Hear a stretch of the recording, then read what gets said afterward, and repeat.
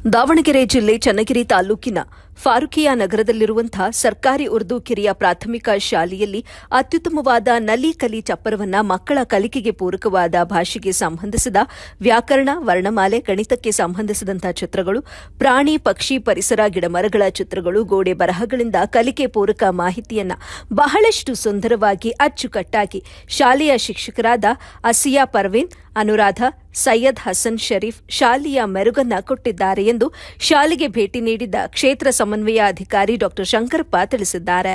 ಶಾಲೆಗೆ ಎಸ್ಡಿಎಂಸಿ ಹಾಗೂ ಹಳೆಯ ವಿದ್ಯಾರ್ಥಿ ಸಂಘದ ನೆರವಿನಿಂದ ಸುಮಾರು 1,80,000 ರೂಪಾಯಿ ವೆಚ್ಚದಲ್ಲಿ ಶಾಲೆಗೆ ಬೇಕಾದ ಪೀಠೋಪಕರಣ ಮತ್ತು ಪಾಠೋಪಕರಣಗಳನ್ನು ನಮ್ಮ ಶಾಲೆ ನಮ್ಮ ಕೊಡುಗೆ ಎಂಬ ಮಾತಿನಂತೆ ಶಾಲೆಗೆ ಕಲಿಕೆಗೆ ಪೂರಕವಾದ ವಾತಾವರಣ ನಿರ್ಮಿಸಿ ಶಿಕ್ಷಣ ಇಲಾಖೆ ಪ್ರಶಂಸೆಗೆ ಪಾತ್ರರಾಗಿದ್ದಾರೆ ಅಂತ ಹೇಳಿದರು.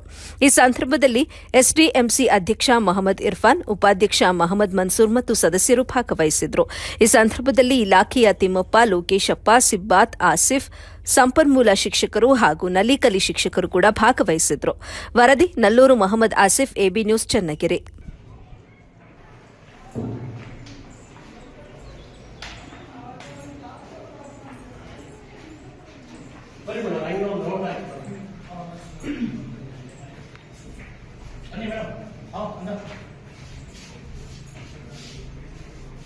अभी बार मार्गदर्शक नहीं ना करो बार ಎಲ್ಲ ಅವನ